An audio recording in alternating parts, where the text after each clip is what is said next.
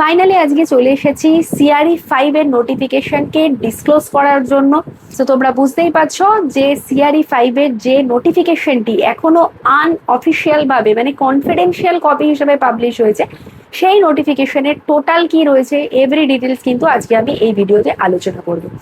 এই ভিডিওটি করার জন্য আমিও ভীষণ এক্সাইটেড ছিলাম অনেক দিন ধরে। আমি আগের ভিডিওগুলোতে অলরেডি এক্সপেক্টেড ডেট বলে রেখেছিলাম, মে মাসের শুরুর দিক থেকে শুরু করে, আর জুন মাসে বলেছিলাম এক্সামিনেশন হওয়ার কথা আছে। একটু টেকনিক্যাল প্রবলেম বা কোনো সমস্যার জন্য হয়তো এক্সামিনেশনটি অনেকটা পিছিয়ে প্রায় 1 মান্থ ডিলে হিসাবে রয়েছে। তাও ফাইনালি আজকে আমরা এই সিআরই 5 এর নোটিফিকেশন নিয়ে আলোচনা করব।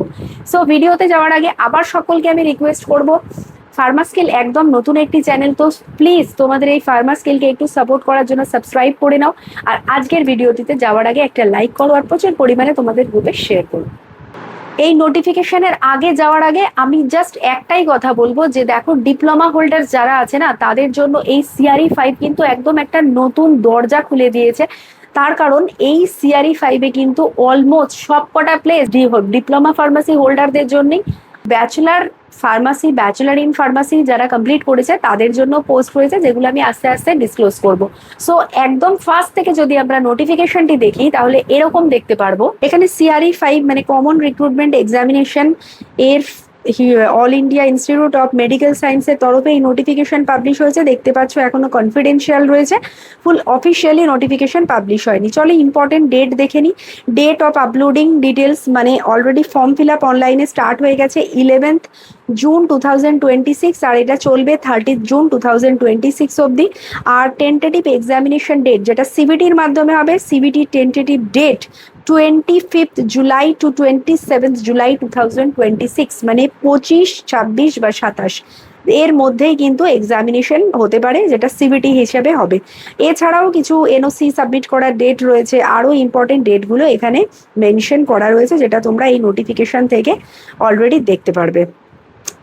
এখানে নিচের দিকে যত যাব আমরা কন্টেন্ট দেখতে পারবো। বিশাল বড় একটা নোটিফিকেশন, 151 পেজেসের একটা নোটিফিকেশন। সো এরপরে আমরা যেটা দেখব যে এমসের কোন কোন এমসে ভ্যাকেন্সি পাবলিশ হয়েছে বা কোন কোন ইনস্টিটিউশন এই সিআরই 5 এর মাধ্যমে তাদের রিক্রুটমেন্ট প্রসিডিওর কমপ্লিট করবে, তার ডিটেলস মানে name of the institution, address আর তার ওয়েবসাইট এখানে দেখতে পাচ্ছি। দেখো এখানে দেখবে এমস অবন্তিপুরা, এমস ভটিন্ডা, এমস ভোপাল, এমস বিবিনগর, এমস বিলাসপুর, দেওঘর, গোরখপুর। নিচের দিকে এমস গুয়াহাটি, এমস কল্যাণী, এমস মঙ্গলাগিরি, এমস মাদুরাই, এমস নাগপুর, নিউ দিল্লি, পাটনা, রায়বেরেলি, রাজপুর, রাজকোট, ঋষিকেশ, বিজয়পুর, ডিফারেন্ট যে এমস এর সমস্ত ইনস্টিটিউট এখানে তোমরা দেখতে পারবে। 22 নম্বর থেকে কিন্তু একটু একটু একটু করে দেখবে অন্যান্য যে সমস্ত ইনস্টিটিউশন সিআরইর মাধ্যমে রিক্রুটমেন্ট করবে, যেমন Atal Bihari Vajpayee institute of medical science and doctor RML hospital, এটা সিআরইর মাধ্যমে রিক্রুটমেন্ট প্রসিডিওর কমপ্লিট করবে। কলকাতার চিত্তরঞ্জন ন্যাশনাল ক্যান্সার ইনস্টিটিউট মানে সিএনসিআই, এরাও এবার সিআরইর মাধ্যমে রিক্রুটমেন্ট কমপ্লিট করবে। এছাড়াও নিউ দিল্লির বিভিন্ন ইনস্টিটিউট আছে, Indian council of medical research, পাস্তুর institute of India, এরকম অনেক কটা ইনস্টিটিউট যেগুলো নিউ দিল্লিতে রয়েছে, তারাও সিআরইর মাধ্যমে তাদের রিক্রুটমেন্ট প্রসিডিওর কমপ্লিট করবে। দেন এবার আসি কিভাবে করে অ্যাপ্লিকেশন করতে হবে। অফিসিয়াল ওয়েবসাইটের মাধ্যমে ওয়ান টাইম রেজিস্ট্রেশন মানে www.emsexams.ac.in। এইবার নিচের দিকে চলে গেলে আমরা এজ রিল্যাক্সেশনের দিকে যাব। এসসি এসটি ক্যান্ডিডেটদের জন্য 5 ইয়ার্স, ওবিসির জন্য 3 ইয়ার্স, পিডাব্লিউবিডিদের জন্য 10 ইয়ার্স। এছাড়াও দেখবো যে সেন্ট্রাল গভর্নমেন্টে যারা জব অলরেডি করছে সেই সমস্ত এমপ্লয়ীদের জন্য গ্রুপ বি, গ্রুপ সি পোস্টে সিভিলিয়ান এমপ্লয়ি হলে তাদের এজ রিল্যাক্সেশন একরকম। তাছাড়াও আমরা সি পোস্টের জন্য রিল্যাক্সেশন এক্ষেত্রে দেখতে পারবো। টোটাল ভিডিও দেখার টোটাল নোটিফিকেশনে এই এজ রিল্যাক্সেশন ডিফারেন্ট পোস্টের ব্যাপারে দেখার জন্য page number 8 and page number 9 দেখতে হবে। এই নোটিফিকেশনে জেনারেল ক্যান্ডিডেটদের জন্য 3000 ফিজ রাখা হয়েছে। যারা এসসি এসটি ক্যাটাগরি তাদের ফিজ অনেকটাই কম রয়েছে। শুধুমাত্র ফিজিক্যালি ডিসেবল যে সমস্ত ক্যান্ডিডেট এখানে অ্যাপ্লাই করবে তাদের জন্য টোটাল কোনো রকম ফিজ রাখা হয়নি, যদিও আমার মনে হয় যে এই এমস এর ফিজ যথেষ্ট পরিমাণ বেশি রয়েছে। এই ব্যাপারে তোমার কি বক্তব্য আছে কমেন্ট সেকশনে আমাকে জানাতে কিন্তু ভুলো না। চলো এরপরে আমরা নেক্সট সেকশনে চলে যাই। এক্সামিনেশন প্রসিডিওরটি কিভাবে করে কমপ্লিট করা হবে সেই বিষয়ে আমরা ডিটেলসে আলোচনা করব। এক্সামিনেশনের মোড কম্পিউটার বেস টেস্ট, সিবিটির মাধ্যমে হবে। টোটাল 100টা কোয়েশ্চেন্স থাকবে। Each question contains 4 marks, 4 number, মানে টোটাল 400 মার্কসের এক্সামিনেশন হবে। এখানে 90 মিনিটস টাইম, আর 1/4 মানে প্রতি 4টে ভুল আনসারের জন্য 1 নাম্বার করে মাইনাস হবে। এই রেশিওতে নেগেটিভ মার্কিং সেট করা হয়েছে। এখানে 20 মার্কসের যে কোয়েশ্চেন আসবে সেটা জেনারেল নলেজ, অ্যাপটিটিউড আর কম্পিউটার নলেজের উপরে বেস করে, আর বাকি যে 80 মার্কস থাকবে সেটা যেই সাবজেক্টে মানে প্রফেশনাল সাবজেক্টের জন্য অ্যাপ্লাই করবে সেই প্রফেশনাল সাবজেক্ট বেস হবে। কোয়েশ্চেনের আমরা 5টা সেগমেন্ট টোটাল দেখতে পারবো। 5টা সেগমেন্টের মধ্যে প্রতিটা সেগমেন্টে 20টা কোয়েশ্চেন্স থাকবে, আর এর জন্য এক একটা সেগমেন্টে 18 মিনিটস টাইম অ্যালটেড। ওকে, এখানে কোনো সাফেল কোয়েশ্চেনের পসিবল হয় না, মানে একটা পোর্শন কমপ্লিট হওয়ার পরে আরেকটা পোর্শনে চলে যাবে অটোমেটিক্যালি। পেছন দিকে ব্যাক করে কোনো কোয়েশ্চেন আনসার করার এরকম কোনো অপশনস পাবে না, আর বা একটা স্কিপ করে আরেকটাতেও যেতে পারবে না। 18 মিনিটস করে এক একটা পোর্শন তোমাকে অ্যাটেন্ড করতে হবে। জেনারেল আর ইডাব্লিউএস ক্যান্ডিডেটসদের জন্য 40% রাখা হয়েছে কাট অফ মার্কস, তার ওবিসি ক্যান্ডিডেটদের জন্য 35% কাট অফ মার্কস, আর এসসি এসটি বা পিডাব্লিউবিডি এই সমস্ত ক্যান্ডিডেটদের জন্য 30% কাট অফ মার্কস রাখা হয়েছে। এবার ডাইরেক্টলি আমরা পোস্টের বিষয়ে চলে যাব, যে কি পোস্ট আছে সেগুলো একটা ডিটেলসে আমরা দেখে নেব। দেখো, পোস্ট 12 নম্বর থেকে দেখতে পাবে ডিসপেন্সিং অ্যাটেন্ডেন্ট বা ফার্মাসিস্ট গ্রেড 2। এখানে পোস্টের নাম ডিসপেন্সিং অ্যাটেন্ডেন্ট হিসাবে ভোপালে আমরা দেখতে পারবো। পে লেভেল 4টে, ডিপ্লোমা ইন ফার্মাসি লাগবে। দেন আমরা এইমস রায়পুরে দেখতে পারবো same pay level and diploma in pharmacy. এখানেও ডিসপেন্সিং এইমস পাটনাতে দেখবো, এইমস আবন্তিপোরাতে দেখবো, এইমস ভাটিন্ডা, এইমস কল্যাণী, মাদুরাই, মঙ্গলগিরি, বিভিন্ন জায়গাতে আমরা এই ফার্মাসিস্টের পোস্ট দেখব, যেখানে এজ লেভেল 21 থেকে স্টার্ট করে 27 অবধি থাকবে। পে লেভেল হলো 4th পে লেভেল, মানে মোটামুটি 50 to 55,000 স্যালারি ড্র করতে পারবে। আর প্রতিটা জায়গাতেই আমরা দেখতে পাচ্ছি ডিপ্লোমা ইন ফার্মাসির রিকোয়ারমেন্ট রয়েছে এখানে।